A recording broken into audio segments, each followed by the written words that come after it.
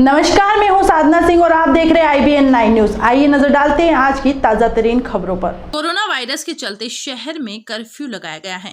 वहीं बीती रात आसमान ने भी कहर बरपाया है, जिसके चलते उज्जैन रोड पर मजदूरी करने आए मजदूर बारिश के चलते अब उन्हें रहने और खाने की व्यवस्था नहीं होने के चलते अपने घर की ओर पलायन करना पड़ रहा है। यह मजदूर झाबुआ जिले के पेटलावत से अपने परिवार के साथ मजदूरी करने देवास आए थे। प्रशासन ने करीब 10 मजदूरों को खाने और रहने की व्यवस्था कराई है।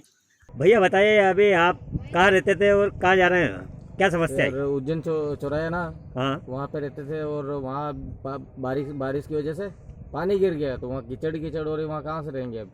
ना तो हमारे पास कोई खाने का व्यवस्था है, ना कोई रहने का ढंग है, तो जा रहे थे गांव। कहाँ जाना है गाँव? पेटलावद। कहाँ आ गया ये?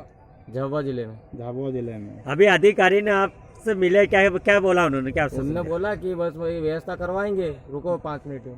अच्छा, क्या नाम है आपका? राजू। कितने लोग हैं ये पूरे?